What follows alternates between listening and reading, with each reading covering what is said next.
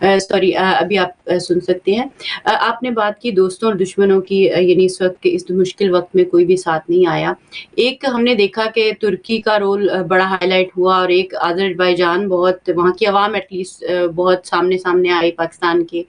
تو یہ سمبولک تھا یا واقعی وہ لوگ کسی الائنس میں ہیں، یا کیونکہ ہم یہ بھی دیکھتے ہیں کہ ترکی اور آذربائیجان دو ایسے ملک ہیں کہ جو یقینی طور پر مسلمان ہیں، اور وہاں کے لوگ عوامی اعتبار سے اچھے اور پیار کرنے والے ہیں، ہم یہ نہیں کہہ رہے.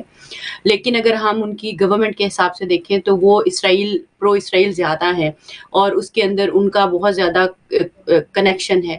تو عرب ممالک ہوں یا یہ ممالک ہوں، ان کی جو حکومتوں کا کلوز ہونا اٹ سیلف خطرناک ہے یا نہیں ہے؟ آپ اس چیز کو کیسے دیکھتے ہیں؟ اور میں یہ چاہوں گی کہ آپ تجزیہ جو پیش کرنا چاہ رہے تھے کہ انڈیا نے کیا گین کیا اور ہم نے کیا گین کیا، یا کس نے کیا لوز کیا اس زمن میں، یہ تجزیہ بھی ضروری ہے. میں چاہوں کہ وہ بھی آپ جی ضرور پہلے پیش کیجیے گا.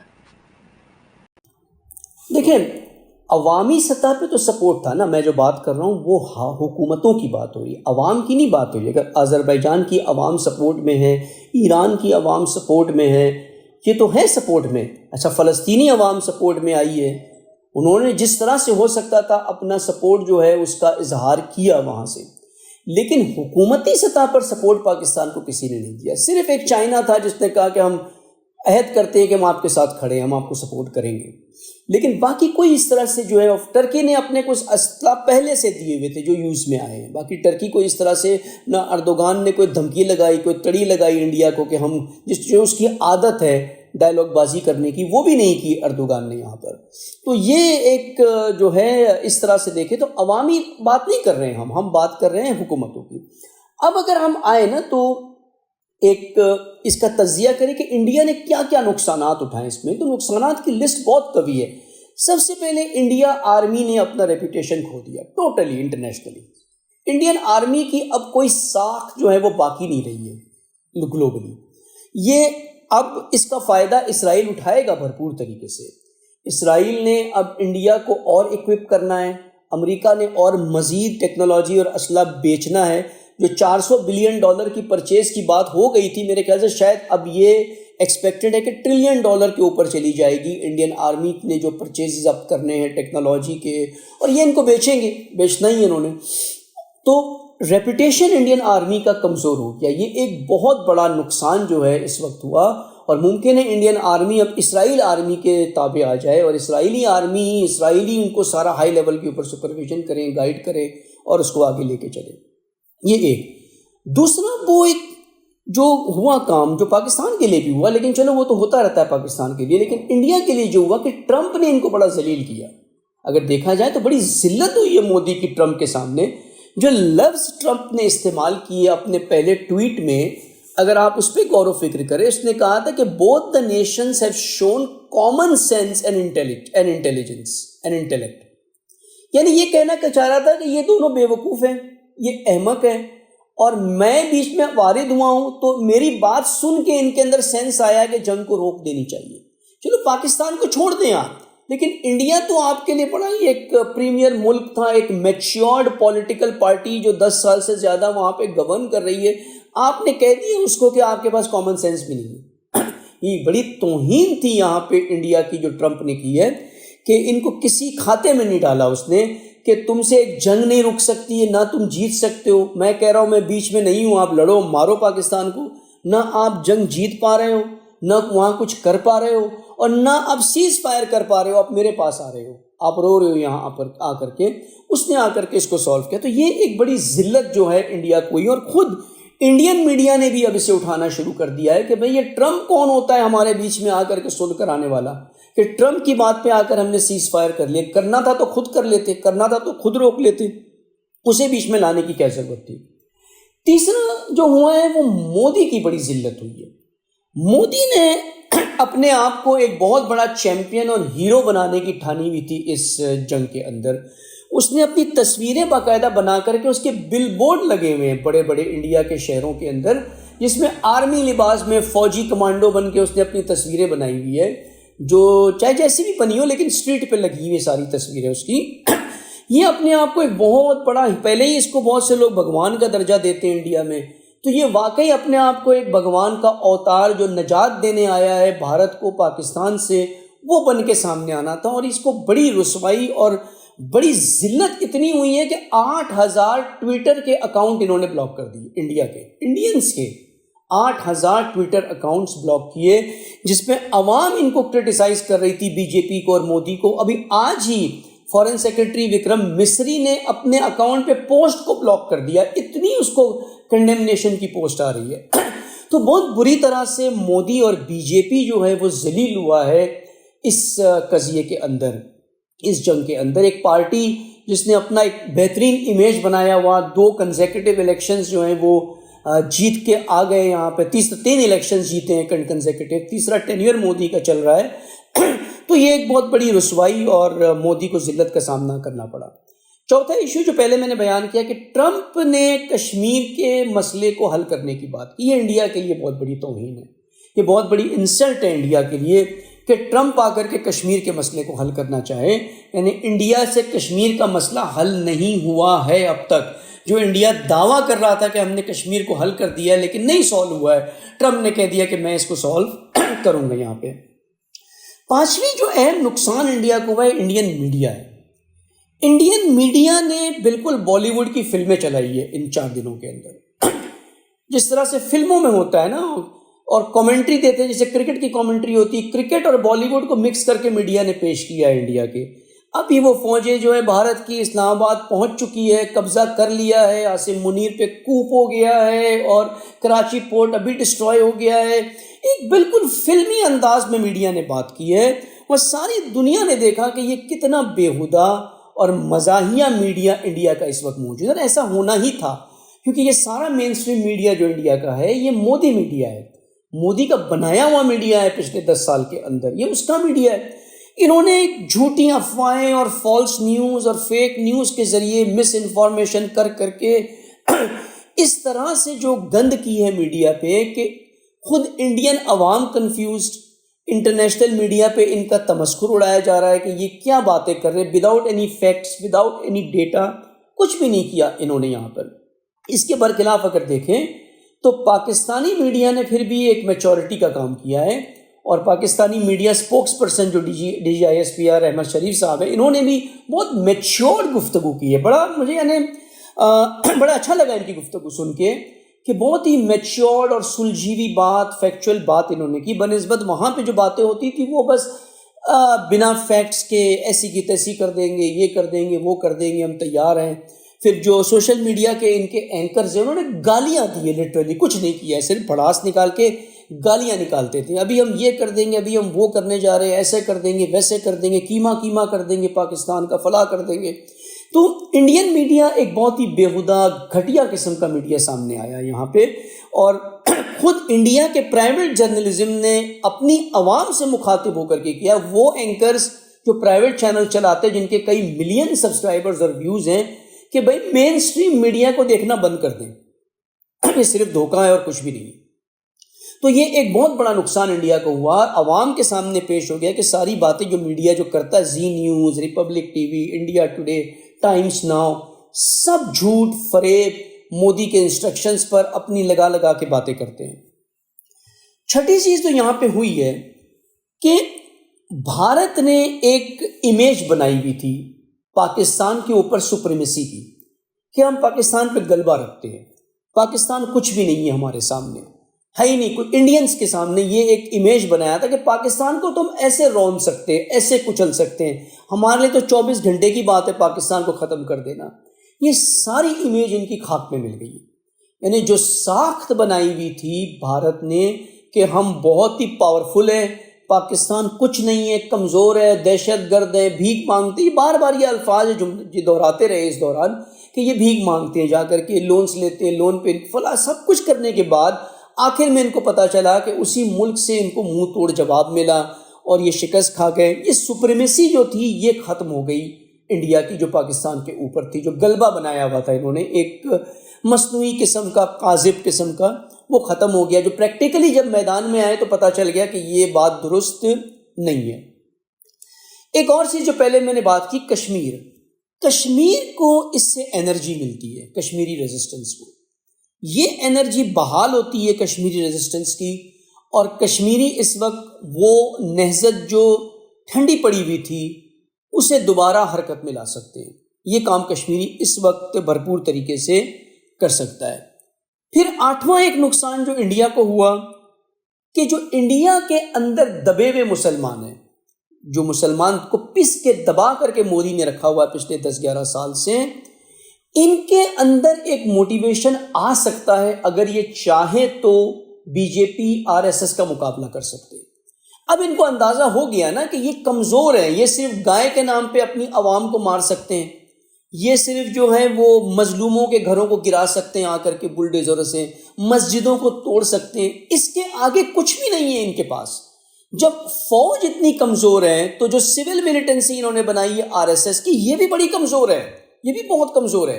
یعنی ایک تو سینسلیس نیشن ہے، بت پرستی ہے۔ وہ کسی نے امریکن انالسٹ نے پیش کیا نا کہ وہ ریفیل جب انہوں نے لانچ کیا، خریدا، تو اس کے اوپر ناریل اور نیمبو اور مرچیں وہ لگائے تاکہ یہ شر سے بچے۔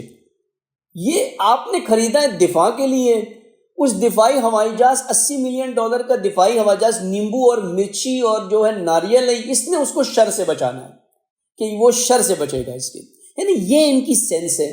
ایک سینسلیس نیشن جو گائے کے پیشاب کو مقدس سمجھتے ہو، یہ بھارتی مسلمان اب سیکھیں یہاں سے، یہ آ سکتے ہیں میدان میں، یہاں پہ اب ان کے لیے موقع ہے کہ آ سکتے ہیں۔ یہ میدان کھل گیا ان کے لیے اس جنگ کے بعد، اور یہ نقصان ہے انڈیا کے لیے کہ جو انڈیا مسلمانوں کو CAA NRC کر کے ختم کرنا چاہ رہا تھا، اب اگر مسلمان چاہے تو اٹھ سکتے ہیں، اپنی آواز بھرپور طریقے سے بلند کر سکتے ہیں اور شکست دے سکتے ہیں مودی کے عزائم کو، اگر یہ چاہے، ان کے علماء چاہے تو۔ ایک اور بڑا پیغام جو انڈیا کو ملا اور جو پاکستان کو بھی اس کے اپوزٹ ملا ہے، وہ یہ ہے کہ ٹیکنالوجی کتنی بھی زیادہ ہو، کتنی بھی بھرپور ہو آپ کے پاس، کتنی بھی ہائی ٹیکنالوجی ہو، یہ ضمانت نہیں ہے جنگ کو جیتنے کی۔ جنگ صرف ٹیکنالوجی اسلحے سے نہیں جیتی جاتی ہے، جنگوں کو جیتنے کے لیے ایک اور طاقت چاہیے ہوتی، وہ ہے عزم، ارادہ اور عوامی عزم، عوامی ارادہ۔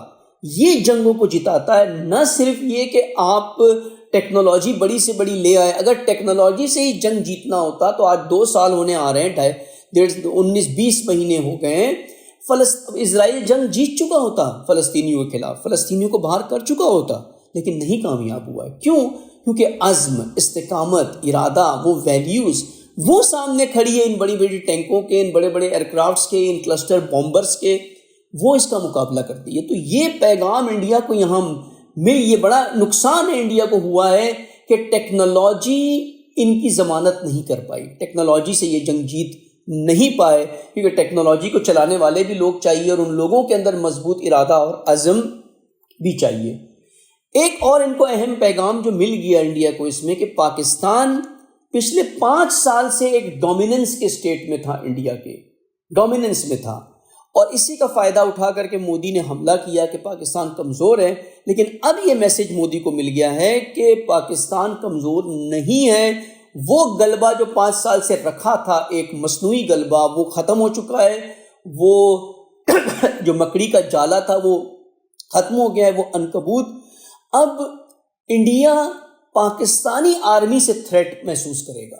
پہلے پاکستان کو تھریٹ تھا کہ انڈیا کچھ کرے گا، لیکن اب یہ برعکس ہو چکا ہے کہ انڈیا کو تھریٹ ہے کہ پاکستان کچھ نہ کر جائے ہمارے ساتھ۔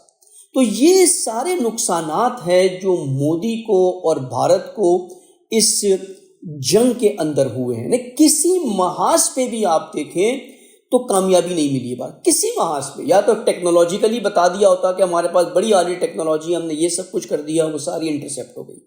میڈیا کے ذریعے اگر صحیح انفارمیشن دے کر عوام کو میڈیا نے بیدار کیا ہوتا تو کم از کم سمجھ میں آتا کہ میڈیا نے ایک بیداری کا کام کیا ہے اپنی عوام کے اندر۔ یہ بھی نہیں کیا، بلکہ میڈیا تو ان کو مصنوعی طور پہ یا کاذب طور پہ حوصلہ یہ بتا رہا تھا کہ ہم بس جنگ جیت گئے، ابھی اسلام آباد فتح ہو گیا ہے، ابھی مودی جی چلے جائیں گے وہاں پہ پارلیمنٹ میں بیٹھ جائیں گے اسلام آباد کی، ابھی بس یہ یہاں تک کہ بات پہنچ گئی ہے۔ تو میڈیا کے حوالے سے نہ کامیاب ہوئے، نہ انٹرنیشنل سپورٹ میں کوئی ان کو اس طرح کا سپورٹ ملا جس سے وہ جنگ جیت سکے۔ سپورٹ ملا تو جنگ بندی کے لیے سپورٹ ملا، نہ کہ جنگ جیتنے کے لیے وہ سپورٹ ان کو مل پایا۔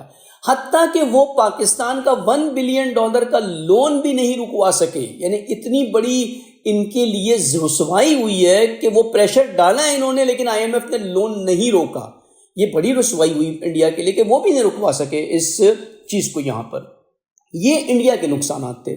اور پاکستان کو دیکھیں تو سب سے بڑا فائدہ جو پاکستان کو ہوا، جو فائدے پاکستان کو ہوئے، کہ آرمی کی جو ساخت PTI نے بگاڑ دی تھی وہ دوبارہ ریوائیو ہو گئی، وہ بحال ہو گئی، دوبارہ وہ زندہ ہو گئی. اور پاکستانی آرمی کا جو سٹیٹس تھا پہلے تاریخ میں، وہ سٹیٹس دوبارہ ریوائیو ہو گیا. پاکستان کے اندر سے جو سٹیٹس کو کمزور کیا تھا PTI نے، ٹھیک ہے پاکستانی آرمی اسٹیبلشمنٹ کے اندرونی مسائل اپنی جگہ، وہ درست ہے اپنی جگہ پہ، اس کو ہم نہیں کہتے، جسٹیفائی نہیں کرتے کسی طرح سے بھی، لیکن ایک فوج بہرحال آپ کے ملک کی دفاع کرتی ہے. فوج کو آپ کمزور نہیں کر سکتے، وہ کمزوری فوج میں نہیں لا سکتے جو دشمن جس سے فائدہ اٹھائے. یہ کام PTI نے کیا. سب سے بڑی خیانت عمران خان کی یہی تھی کہ فوج کو کمزور کیا. یہ نہیں کر سکتے تھے آپ، اور اس کا نتیجہ یہی دیکھا. یہ جو جنگ ہوئی ہے یہ اسی کا نتیجہ تھا کہ فوج کو آپ نے کمزور ظاہر کیا تو مودی کے اندر اتنی جرأت آ گئی. اب یہ کمزوری ختم ہوئی ہے فوج کی، فوج اپنے اس پوزیشن کے اندر آ گئی ہے یہاں پہ. دوسرا، پاکستان کو ایک میسج بھی ملا ہے کہ عزم و ارادہ اگر مضبوط ہو تو آپ بڑی سی بڑی طاقتوں کا مقابلہ کر سکتے ہیں. تو پھر کیوں نہیں اسرائیل کو چیلنج کریں، کیوں نہیں آپ فلسطین کی حمایت میں بولے. مرحوم اسماعیل ہانیہ کہہ کر کے وہ مرحوم شہید ہو گیا کہ پاکستانی فوج اگر دھمکی بھی دے دے اسرائیل کو تو یہ جنگ رک سکتی ہے. اب وہ وقت آ گیا ہے کہ پاکستان یہ کام کر سکتا ہے بھرپور عزم و ارادے کے ساتھ، کہ یہ کام ہو سکتا ہے کہ پاکستان فلسطین کے حمایت میں بولے، کم از کم فلسطین کے لیے اعلانیہ رسمی طور پر بولے، فوج بولے اور سخت لہجے میں بولے. یہ کام، یہ ایک فائدہ پاکستان کو ملا یہاں سے کہ وہ عزم و ارادہ آ گیا. تیسرا، نیشنل سولیڈیرٹی، یعنی یکجہتی قوم کی. یہ جو فرقہ واریت کے مسائل تھے یہ ان 4 دنوں میں رک گئے. آپ دیکھ سکتے ہیں سوشل میڈیا پہ وہ سارے پوڈ کاسٹ، وہ سارے مناظرے، وہ سب کچھ ختم ہو گیا. ساری قوم کا رخ ایک طرف ہو گیا. یہ جنگوں کا فائدہ ہوتا ہے. امام خمینی کہتے تھے نا کہ یہ 8 سالہ جنگ بہت بڑی نعمت ہے ہمارے لیے، انقلاب کے لیے بہت بڑی نعمت ہے.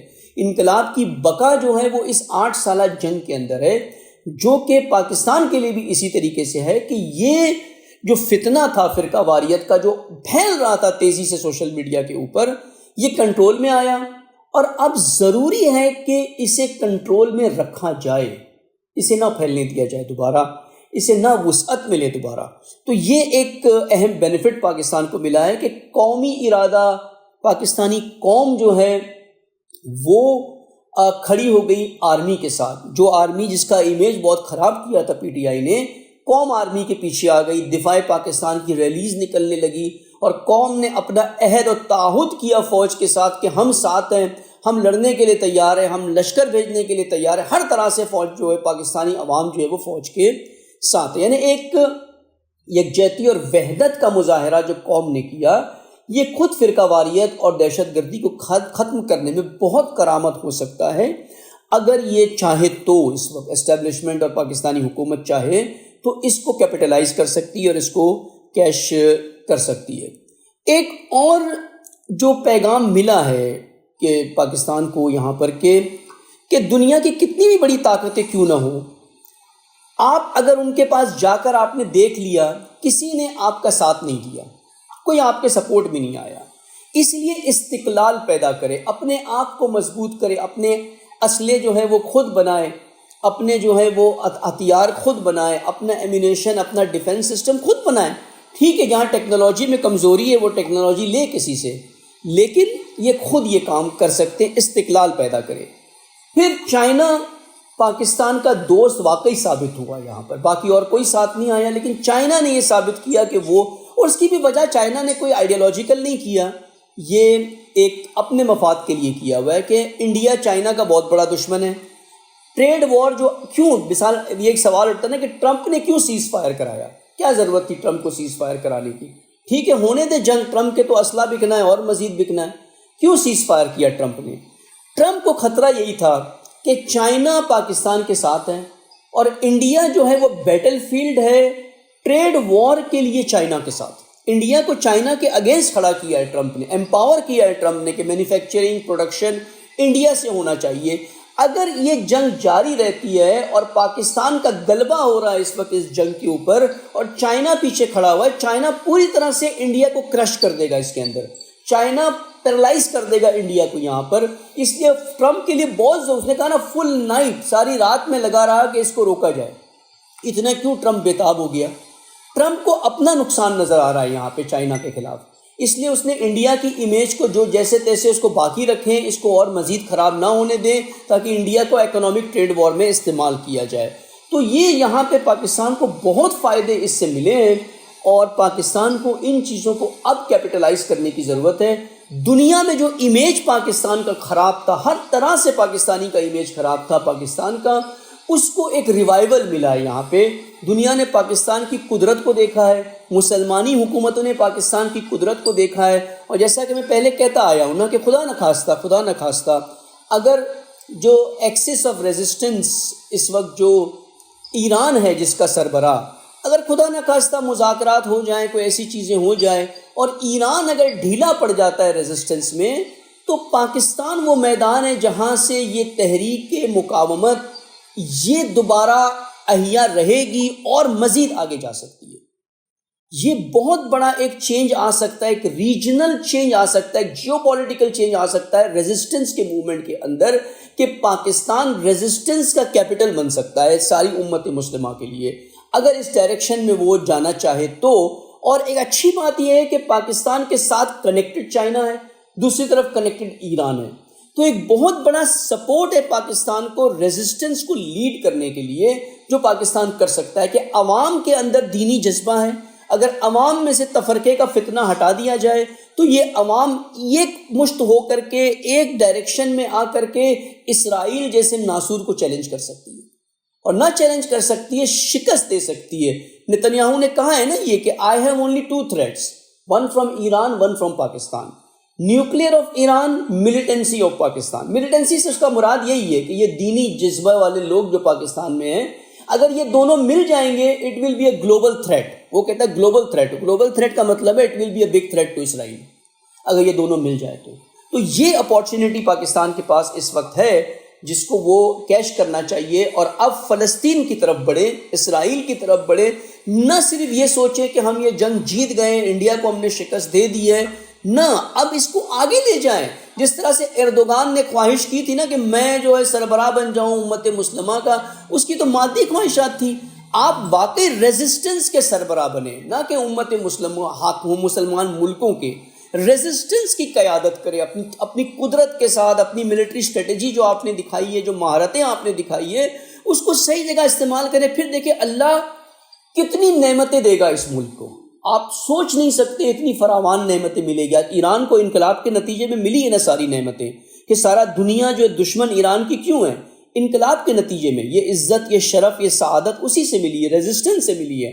آپ بھی اس ڈائریکشن میں آئے اور دیکھیں کیا سعادت اللہ آپ کو دیتا ہے. یہاں پر کتنی عزت آپ کو ملتی ہے. دنیا کے مسلمانوں کے لیے آپ نجات دہندہ بن سکتے ہیں، جو ہر مظلوم کے لیے، نہ صرف مسلمانوں کے لیے، ہر مظلوم کے لیے تو یہ کام ہو سکتا ہے.